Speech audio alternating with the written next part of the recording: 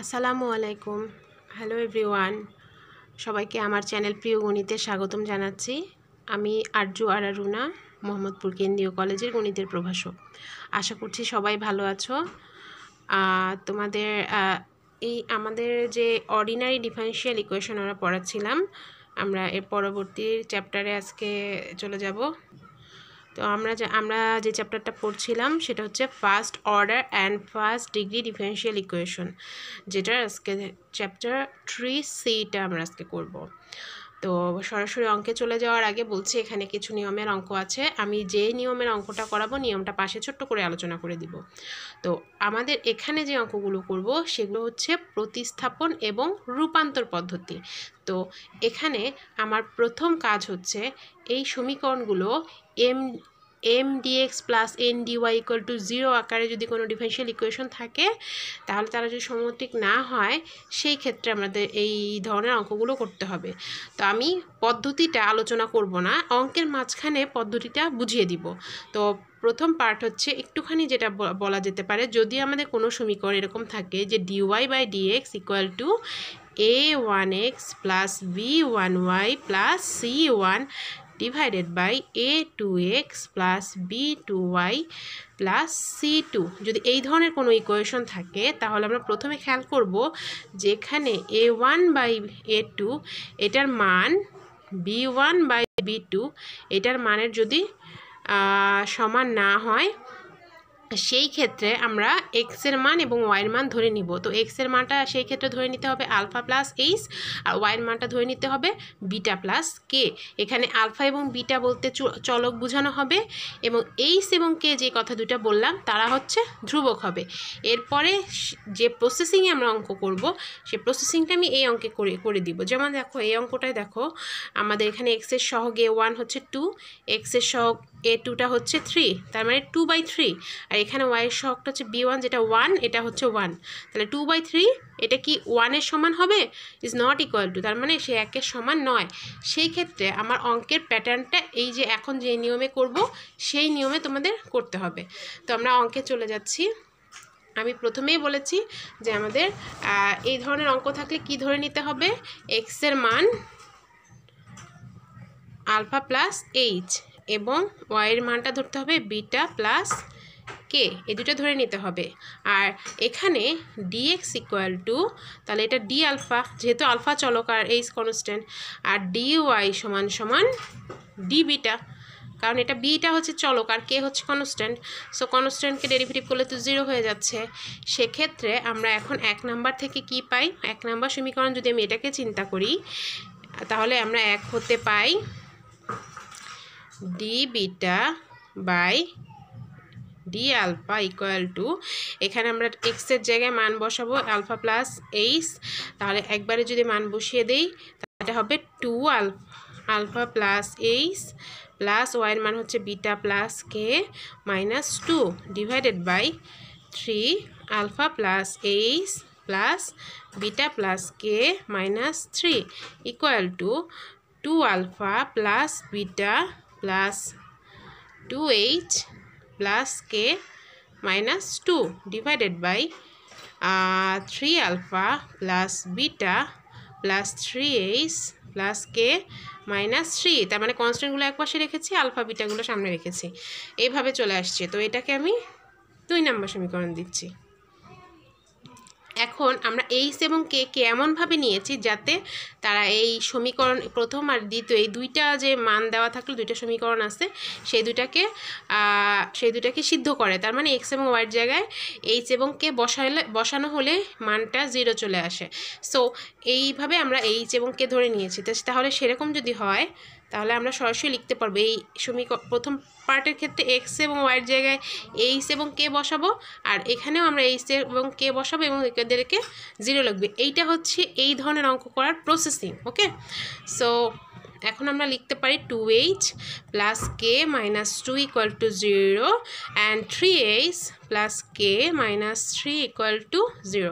মানে এখান দুইটা থেকে সমীকরণটা আমি দুইটা সমীকরণ পেয়েছি। এখন তোমরা বজ্রগুণন বলো বা অপনয়ন যে কোনো পদ্ধতিতে এইচ এবং কে এর মান নির্ণয় করতে পারবা। তো আমি এই দুটাকে থেকে মান নির্ণয় করলাম।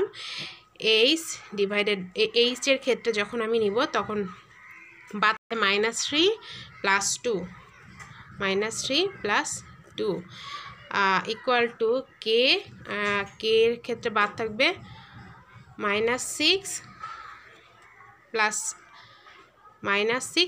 6 ইকুয়াল টু 1 ডিভাইডেড বাই এটাই থাকবে 2 - 3 এটা পদ্ধতিতে তাহলে a is by -1 equal two k by 0 equal to 1 by -1। তো অতএব এখানে a is equal to 1 এবং k equal to 0। তাহলে আলফা ইকুয়াল টু কত হবে? এই যে আলফা আমরা জানি alpha x equal to alpha plus h, তাহলে alpha equal to x minus h, তাহলে এটা হবে alpha equal to x minus 1। আর বিটা ইকুয়াল টু হলো y মাইনাস কে, এটা হবে y মাইনাস 0। তাহলে এখানে হইতেছে alpha equal to x minus 1 আর এখানে বিটা ইকুয়াল টু আসতেছে y। ওকে, এখন আমি এখানে 2 নম্বর সমীকরণ থেকে পাই d beta by d alpha equal to 2। এখানে যা ছিল তার এখানে আমি শুধু এইচ এর মান 1 বসিয়েছি এবং কে এর মান 0 বসিয়েছি, তাহলে এটা পাওয়া গেল। এইচ এবং জি দেখো এটা 2 2 কাটা 3 3 কাটা চলে যায়, এই পার্টটা থেকে যাচ্ছে। তো এটাকে আমি 3 নম্বর সমীকরণ দিয়ে রেখে দিব, তাহলে d beta by d alpha equal to পাওয়া গেল এরকম। এখন হবে let beta equal to v alpha. এখন যদি বিটা ভি আলফা ধরি তাহলে আমি লিখতে পারবো d beta by d alpha equal to, এখানে আমি বিটার মান ভি আলফা বসিয়ে পাই, তাহলে বিটার মানটা ভি আলফা বসাবো। বসানোর ক্ষেত্রে এখানে মান পাওয়া যাচ্ছে v plus alpha dv by d alpha. যেটা কিভাবে পেলাম? আমরা ইউভি সূত্র জানি সবাই, তো এটা কি ইউভি করে দিয়েছি, তো ইউভি করে আমি মান পাওয়া গেল v plus alpha dv by d alpha. এখন এই 3 নাম্বার সমীকরণ থেকে তাহলে আমরা কি লিখতে পারবো? এটাও ডি বিটা বাই ডি আলফার মান, এটাও ডি বিটা বাই ডি আলফার মান, তাহলে আমরা লিখতে পারবো যে ফ্রম 3 উই গেট কি পাচ্ছি v plus alpha dv by d alpha equal to 2 plus,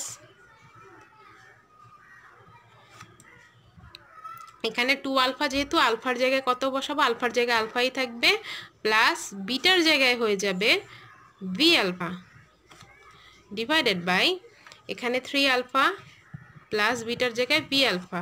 তাহলে এইটুকুর বদলে আমরা এখন তারপরে কি লিখতে পারবো? V plus alpha dv by d alpha equal to, এই জায়গায় যদি আমি আলফা কমন নিই 2 প্লাস ভি, এখান থেকে আলফা কমন নিলে দেখি 3 প্লাস ভি, তার মানে এইটুকু আলফা আলফা কাটা চলে যায়, এরপর লাইনে থেকে যাবে 2 প্লাস ভি 3 প্লাস ভি। তো এখানে আমি যদি alpha dv by d alpha রাখি আর বিটাকে এই পাশে এনে যদি বিয়োগ করে দেই, তাহলে এখানে এখন লসাগু যদি করি থাকে যাচ্ছে 3 plus V 2 plus V minus V 3 plus V. এখন এটাকে যদি গুণ করে দেই ইকুয়াল টু, আমি জাস্ট এই ক্যালকুলেশনটুকু করছি, 3 plus V 2v minus 3v 2 plus V minus 3v minus v square. So এখানে আমি সরাসরি যদি লিখতে চাই তাহলে আমি লিখতে পারবো 2, এখানে যোগ বিয়োগ করে দিব একবারে, এখানে হয়ে যাচ্ছে minus v square minus 2v plus 2 3 plus V. তো এখানে হচ্ছে আমি যদি মাইনাসটা যদি কমন নিয়ে নিই, কমন নিয়ে আমি এক পাশে নিয়ে আসতে পারবো। এখন এর পরের লাইনে কি করব? এই পাশ থেকে আমি দেখছি, তো আমি ওই পার্টটা এখানে লিখে নিয়েছি ছোট করে। এখানে যদি লিখে নিয়ে থাকি তাহলে আমি এখন আলফাগুলো এক পাশে রাখবো, তাহলে alpha by d alpha equal to beta এই পাশে নিচে চলে যাবে minus v square plus 2v minus 2 divided by 3 plus v, আর এখানে নিচে হয়ে যাবে ডিভি। তো এখানে আমি যদি সাজিয়ে লিখতে চাই তাহলে এটা ভি প্লাস 3 ডিভি এই পাশে চলে আসলো, লিখে দিলাম এখানে V square plus 2v minus 2 রাখলাম equal to minus d alpha by alpha. Side change করে দিয়েছি এবং মানগুলো এভাবে রাখা হলো। এখন আমরা জানি স্কোয়ার যদি নিচে যদি যেই পার্টটা থাকবে তার ডেরিভেটিভ যদি উপরে থাকে তাহলে আমি লন অফ নিচের অংশ লিখতে পারি, কিন্তু নিচে এটাকে ডেরিভেটিভ করলে কি হয়, ভি স্কোয়ার প্লাস 2 হয়। তার মানে আমার যদি উপর অংশে 2v প্লাস 2 হয়, সো 2v প্লাস 2 যদি আনতে পারি তাহলে আমার অঙ্কটা সহজ হয়ে যায়। তাহলে এই জন্য আমি প্রথমে দুই পাশে 2 দিয়ে গুণ করে দিব। তাহলে 2 দিয়ে গুণ করলে কি আসবে, 2v plus 6 V square plus শুধুমাত্র ইন্টিগ্রেশনে সহজ করার জন্য dv equal to 2 d alpha by alpha minus equal to, এখন এখানে আমি একটু আলাদা করব কাকে, 2v প্লাস 2 যেহেতু আমার লাগবে ওইটাকে আলাদা রাখবো, V square plus 2v minus 2। আর এখানে একটা প্লাস 4 যেহেতু হবে, প্লাস 4টাকে আমি আলাদা লিখবো, সেটা কীভাবে, plus 4 V square plus 2v minus 2 আর এই দুইটাই ডিভি ইকুয়াল টু মাইনাস 2। আচ্ছা, মাইনাস 2 যদি এই পাশে চলে আসে তাহলে প্লাস 2 হয়ে যাবে, তাহলে এখানে হয়ে যাবে প্লাস 2 আর d alpha by alpha equal to 0, তখন আর মাইনাসটা থাকবে না। এখন যদি আমি উভয় পক্ষকে ইন্টিগ্রেশন করি তাহলে আমি কি পেতে পারি, ইন্টিগ্রেশন করার আগে আমি এটাকে একটু আরেকটু সাজাবো, 2v plus 2 v square plus 2v minus 2 dv plus, আমি কি করেছি, ভি এর মানগুলো বসিয়েছি। ভি এর মান হচ্ছে বিটা বাই আলফা, এই আমি বসিয়ে একবারে বসিয়ে লসাও করে, এখন লাস্ট লাইনে কি করেছি, লাস্ট লাইনে আমাদের মান বসিয়েছি হচ্ছে বিটা ইকুয়াল টু, যেহেতু ওয়াই আসছিল আর alpha equal to x minus 1 আসছিল, এই মানগুলো বসিয়ে দিয়েছি। বসানোর পরে যেটা আসছে এটাই আমাদের নির্ণেয় সমাধান। সো এটা হচ্ছে আমাদের প্রথম যে অঙ্কটা দেখছিলাম সেটা হলো। এবার আমরা সেকেন্ড অঙ্কে চলে যাচ্ছি।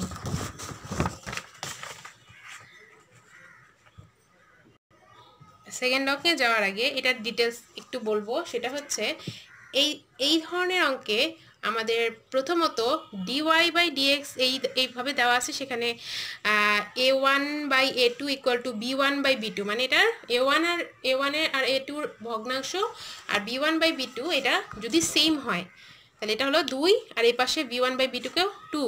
সো যদি এরকম হয় সেই ক্ষেত্রে অঙ্কগুলো কেমন হবে একটু দেখো, এখান থেকে আমি লিখতে পাই dy by dx equal to, এখানে যদি 2 কমন নাও এটা হবে 3x minus y minus 7, 3x minus y plus 4। দেখো আমি এটার নিচেরটার মতো করে উপরটা চেহারা বানানোর চেষ্টা করেছি, করে এটাকে 1 নম্বর সমীকরণ লিখে দিলাম। তো এখান থেকে আমি এখন সহজ করার জন্য 3x মাইনাস ওয়াইকে জেড ধরে নিব।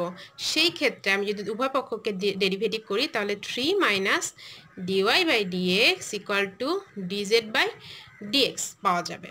তো এখানে আমি কি করব, এখানে আমি 1 নং হতে এই মানগুলো বসিয়ে পাই, তাহলে সেই ক্ষেত্রে ডিওয়াই বাই ডিএক্স এর মান যেহেতু লাগবে, অতএব এখান থেকে লিখে রাখি dy by dx equal to 3 minus dz by dx. তাহলে 1 হতে পাই from 1 3 minus dz by dx equal to, এখানে 2z মাইনাস 7 z প্লাস 4, এখানে মান বসিয়েছি, এটার মান হচ্ছে z, এর জন্য সরাসরি মান বসিয়েছি।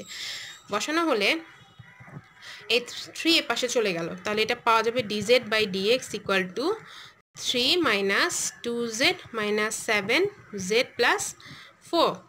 এটাকে আমি লসাও করি, লসাও করলে পাওয়া যাবে z plus 4 equal to 3z plus 4 minus 2z minus 7, তো এটা হবে 3z plus 12 minus 2z plus 7 divided by z plus 4। তাহলে এটা লেখা যাবে dz by dx equal to, উপরে যদি থাকে z প্লাস 19, নিচে থাকবে z প্লাস 4। এখন আমি z প্লাস 4 এর মতো উপরে বানাবো, তার আগে আমার এইভাবে লিখতে হবে z plus 4 by z plus 19। আমি এক্সগুলোকে একসাথে রাখি, ঠিক আছে, সরি z এর মানগুলো একসাথে রাখি আর এক্স এরগুলোকে এক পাশে রাখবো। এখন আমার নিচে যেহেতু জেড প্লাস 19 আছে, আমাকে উপরে 19 বানাতে হবে। তাহলে এটা আমি লিখতে পারি জেড প্লাস 19, যেহেতু প্লাস 4 আছে তার মানে আমি এখানে -15 যদি দেই তাহলে আমার লেখাটা z plus 19 dz equal to dx লেখা ঠিক থাকে। তো এখান থেকে আমি লিখতে পারি 1 minus 15 z plus 19 into dz. তো এখানে আমি লিখতে পারি 1 minus 15 by z plus 19 into z equal to dx. এটাকে যদি আমি ইন্টিগ্রেশন করে দিই, 1কে ইন্টিগ্রেশন করলে জেড পাওয়া যাবে, মাইনাস এখানে 15 থেকে যাবে 1 বাই জেড প্লাস 19 হয়ে যাবে ln of z plus 19 equal to ডিএক্সকে ইন্টিগ্রেশন করলে পাওয়া যাবে এক্স প্লাস একটা কনস্ট্যান্ট। এখন আমি যদি জেডের মানটা বসিয়ে দিই, জেড আমরা জানি 3x মাইনাস ওয়াই, সো জেডের জায়গায় বসাবো 3x minus y minus 15 ln of 3x minus y plus 19 equal to x plus c. তাহলে এখান থেকে আমরা লিখতে পারি সব এই এক্স প্লাস সি যদি এপাশে নিয়ে আসি আমরা পাবো 2x minus y minus 15 ln of 3x minus y plus 19 equal to c. এটা আমাদের অ্যান্সার। এটা গেল সেকেন্ড অঙ্ক। এর পরবর্তী অঙ্কে আমরা চলে যাচ্ছি।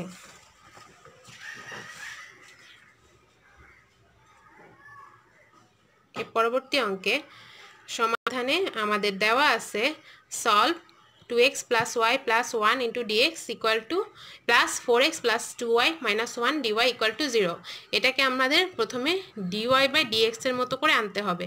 তো এটা যদি লিখি এই প্লাস আছে তাই এটা মাইনাস হয়ে এ পাশে চলে যাবে 2x প্লাস ওয়াই প্লাস 1 ইন্টুটা এই পাশে চলে আসছে, এটা হবে 4x প্লাস 2y মাইনাস 1।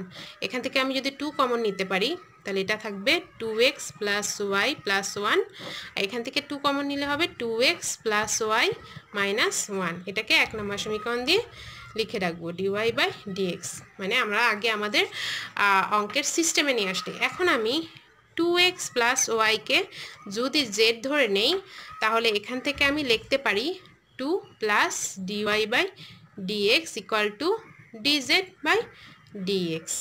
তাহলে এখানে ডিওয়াই বাই ডিএক্স এর মান কত হবে? Dz by dx minus 2। এখন 1 থেকে পাই 1 নম্বর সমীকরণে যদি মান বসিয়ে দেই তাহলে আমি ডিওয়াই বাই ডিএক্স এর জায়গায় বসাবো dz by dx minus 2 equal to মাইনাসটা থাকবে এখানে, আর এইটুকুর মান হচ্ছে জেড প্লাস 1 আর নিচে হচ্ছে 2z মাইনাস 1। আমি এখান থেকে মান বসিয়েছি, ঠিক আছে। মাইনাসটা থাকবে জেড প্লাসের উপর, নিচে হচ্ছে 2z মাইনাস 1।